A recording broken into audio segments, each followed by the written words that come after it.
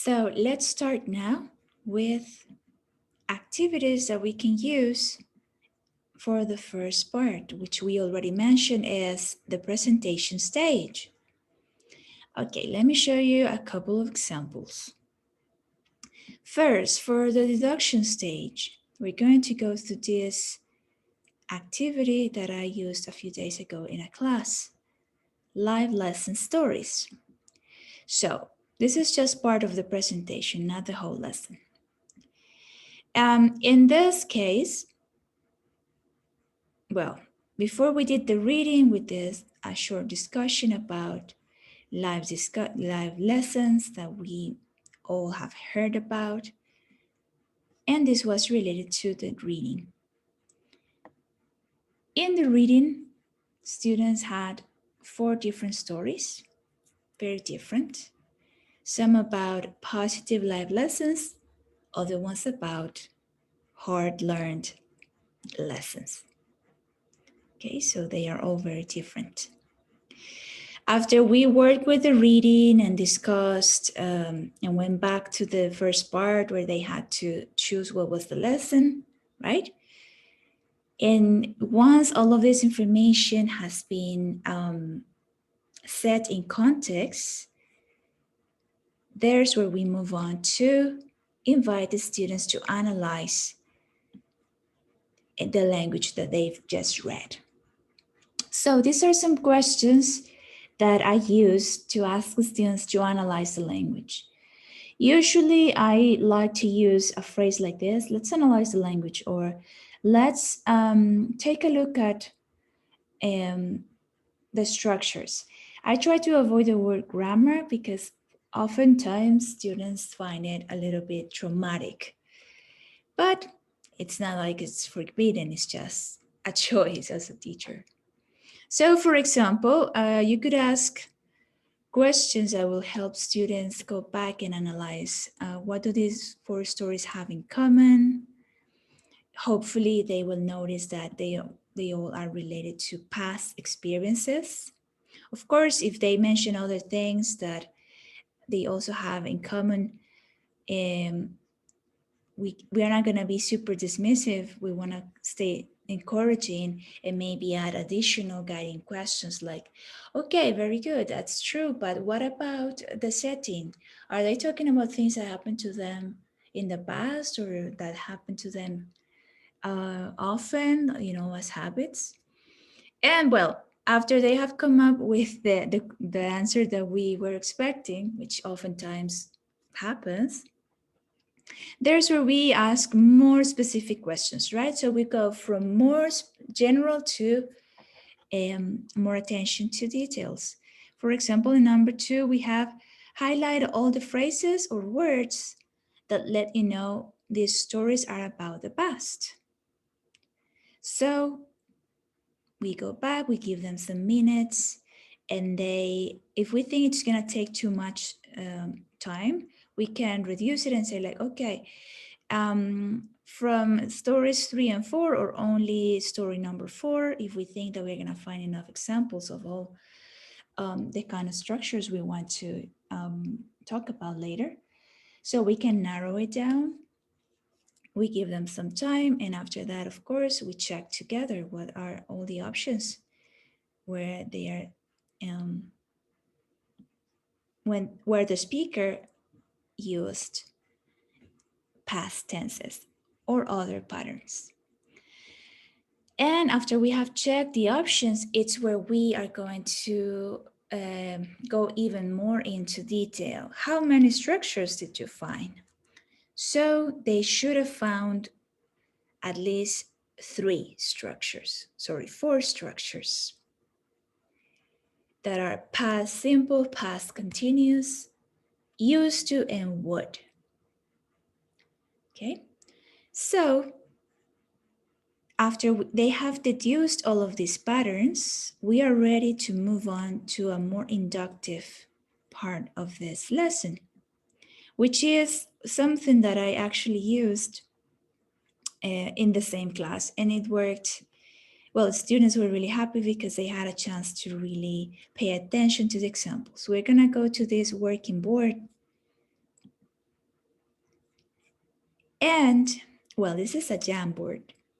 What I did here was taking screenshots of the different examples and functions, and I inserted them as images.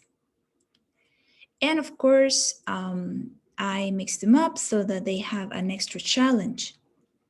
I also split the 4 different possibilities in 4 different boards. As you can see up here, this is not the only board where they need to work.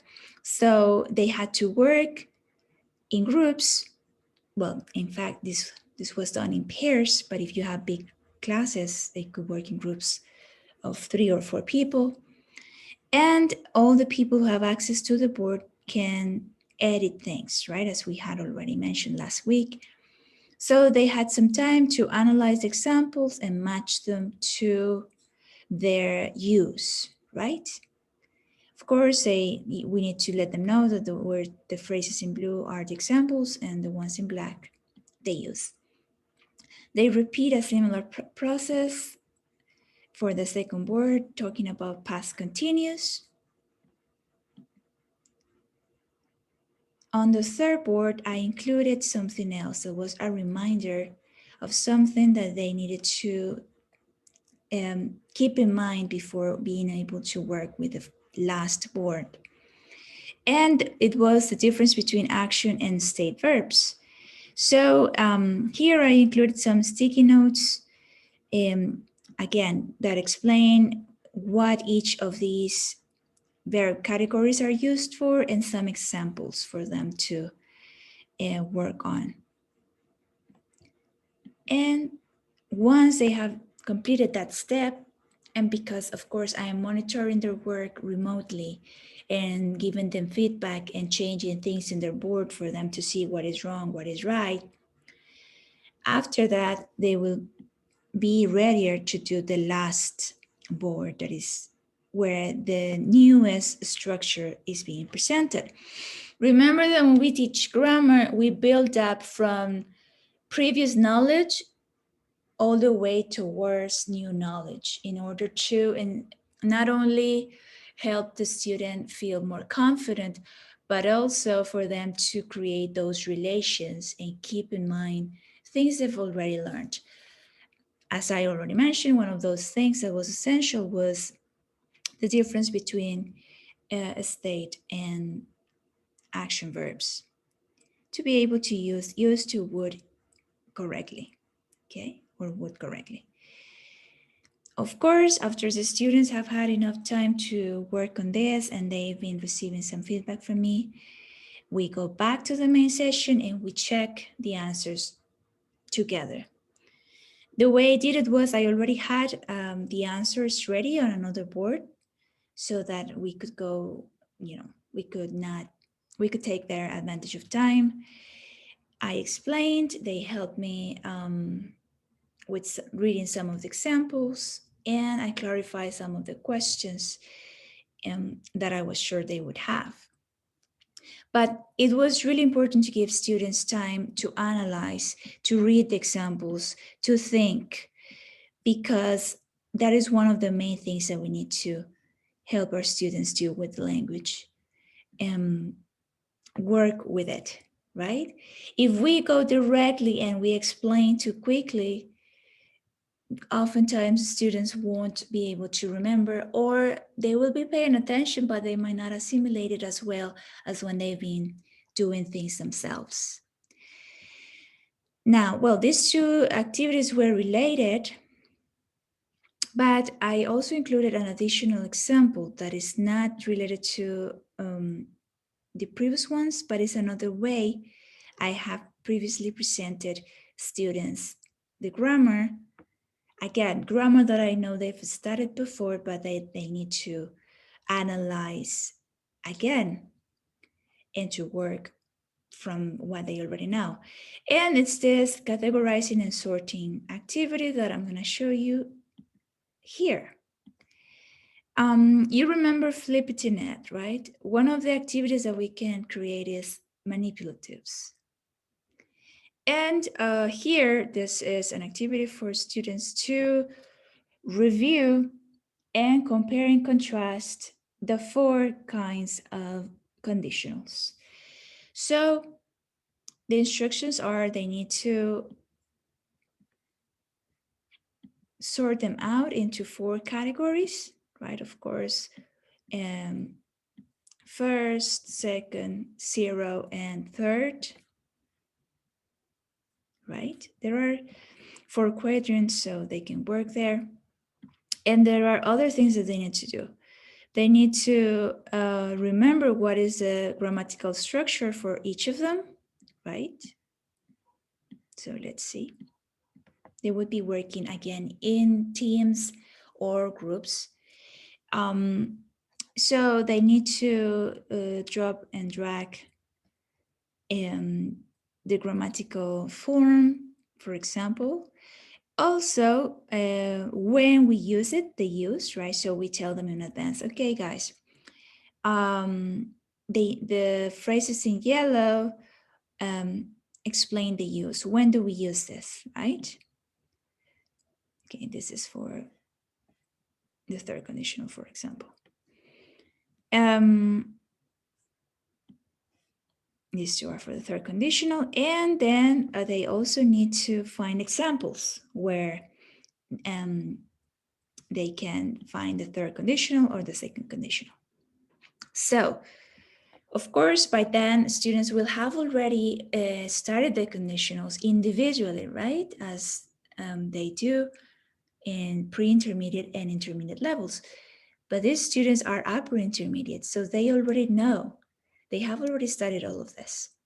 And that's why we can give them this challenge, because they really need to try to remember and to compare and contrast the uses, so that we can also come in the rooms and listen to them discussing and measure how much they remember and how confident they feel using the different conditionals.